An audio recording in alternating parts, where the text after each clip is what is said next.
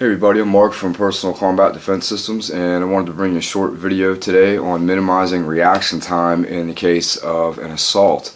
There's a lot of different angles to this, and some of the physical ways and combative ways we would address in class and in person, but some of the mental preparation I can share with you right here on the video. The first thing to consider is real life violence is typically much different than a lot of people think. If you've never been attacked or never been in a messy fight on the street, a lot of people, they don't understand what that's like. It's quick, it's messy, and that's the big thing. We practice prevention and awareness, and that is a huge help and the number one thing in self-defense. But at the same time, we can't be aware of everything all the time. The attacker they have their goal in mind as everything's unfolding. We might be putting our kid in the car and trying to get home with our groceries. So we're in two totally different mindsets as the situation unfolds. They're ready, we may not be. So very, very important to realize that. When I talk about minimizing reaction time, I'm talking about milliseconds, not seconds. Seconds are pretty slow. Milliseconds are quick.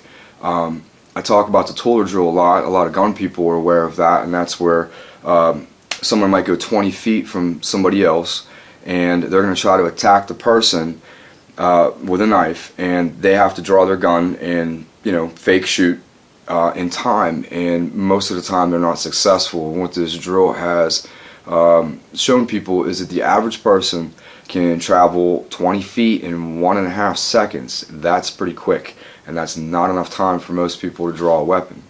So the first thing, like I already mentioned, of course, is awareness. So maybe someone doesn't get to jump on you. Maybe you can see them coming and approaching you. You see all the signs of the attack. We don't want to be in denial and say, oh no, this isn't happening. This isn't happening to me right now. No, we want to be ready. If you see the signs, if your gut instinct is telling you something's wrong, then something's wrong.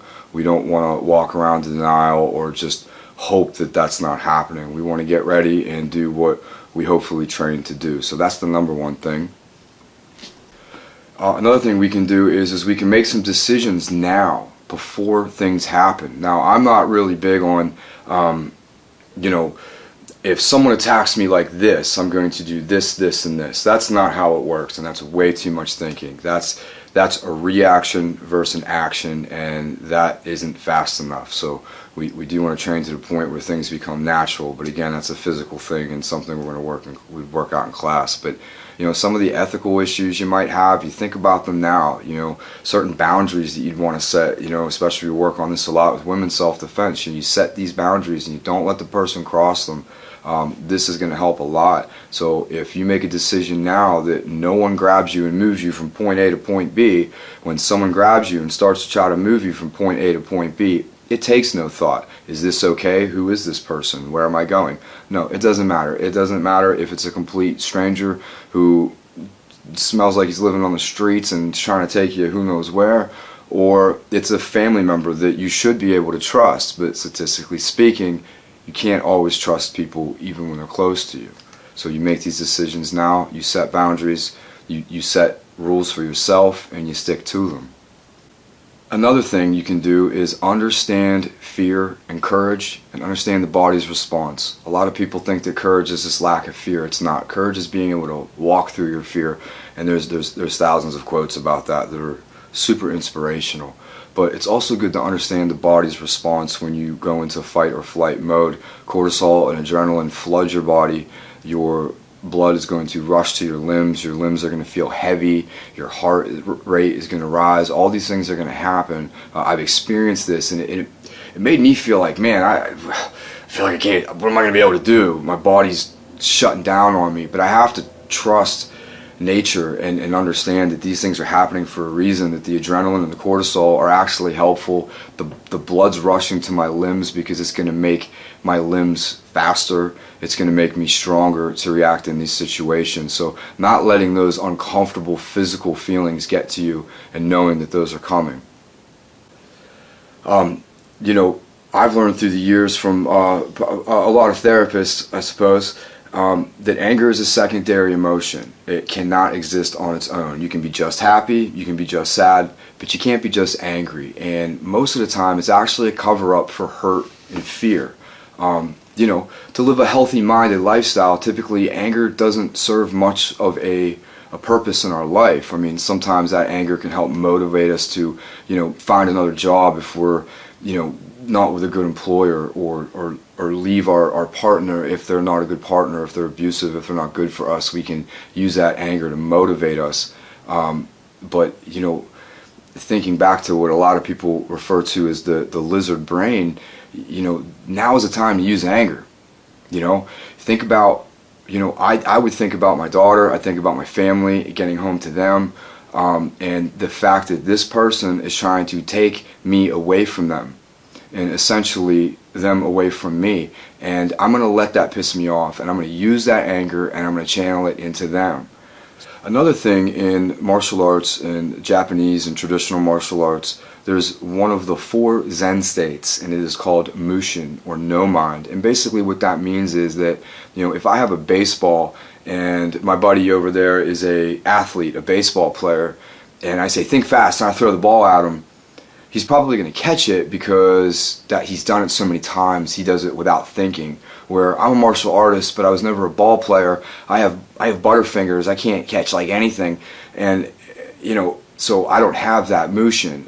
With martial arts, it's shown up a few times in my life where I realize if I don't think about it and I just react, I act naturally. The way to attain this is to practice over and over and over again. In self-defense, we're not looking to master a martial art. We're not looking to, you know, gain, you know, 88 or 150 techniques and put them in our box. We train simple things that work, and we do it over and over and over again because we want it to be natural, we want it to be instinctive, to respond. So another way to minimize that reaction time is to train hard, and train.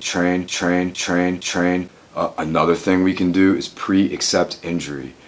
There's a reason in self-defense we train with the open palms, and that's because, you know, missing a jaw and hitting a skull can break your fist. It can hurt a lot, and in that moment that you're feeling that pain that was perhaps unexpected, those moments, those milliseconds, are enough to give the attacker the upper hand again.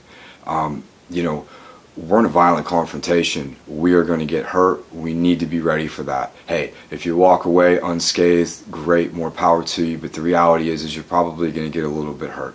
So you want to be ready for that. You want to know it's coming. If you throw a strike and you hurt your hand, just use the next body part and just keep going, keep on them. You're going to deal with the pain later, you know. The last thing is sort of an odd thing to a lot of people, but it's actually meditation, visualization. It's a tough word for me. So when we visualize success, if we have like an inspirational DVD that makes you visualize success and all these things, what we're ultimately doing is building neural pathways in our minds that make us believe and make us react and make us do these things. So what we want to do is we want to build shorter neural pathways. One way that I believe and that I've practiced is through meditation. And what I've done is I've sat down, kind of, you know, focused on my breaths a little bit, got centered, quit thinking about what I'm trying to have for dinner, just, you know, get a little bit of peace. We're not looking for nirvana or anything like that. Just calm down and sit. And close your eyes and visualize something awful. I have suffered a little bit from some PTSD. I've dealt with anxiety. I've seen violence. This wasn't easy for me. I'd sit down, I'd close my eyes, and I'd visualize somebody coming after me, hurting me, taking my daughter, coming after me and trying to kill me in front of my daughter. Like the most disturbing things that I could possibly come up with. And I'm not gonna lie, I've started to have anxiety attacks doing this. I've felt angry. I've stood up and just, like, you know, all of a sudden I'm just tearing up the heavy bag because I'm like, thinking about this stuff. I've cried sitting there going through this stuff in my mind. But you want to know something? If I'm out with my daughter and somebody comes up to us and they're a problem in the way that I imagined, I'm going to react so much faster because in my mind I've already gone through this. and I've built the neural pathways to react quick. And if you have some of the troubles that I have with anxiety and some PTSD and all that stuff, definitely touch base with somebody. Let them know what you're doing. A loved one, maybe a counselor, somebody like that. You don't want to be left with that. Sometimes that stuff can haunt you, and you definitely want to kind of ease into that practice. But I believe that is a huge part of mental preparation for this stuff. We have a lot of fun in class, and we laugh a lot, and hey, you forgot to kick me in the groin, and we have a lot of fun, and that's good, because we want to have fun when we train, or else and I don't know like if anybody would even come to class, but we do have to look at the reality of what we're training for. This is not a point sparring tournament. This isn't an MMA fight that's full of rules. This is a potentially deadly attack. That could be life-changing for us or our loved ones, and we want to be ready for that. So I hope you got something from this video. If you have any questions, as always, shoot me a message, contact me, and whatever way you are, whether this is YouTube or Facebook or whatever, I'm always there to answer questions, and I hope to see you in class. Take care and be safe.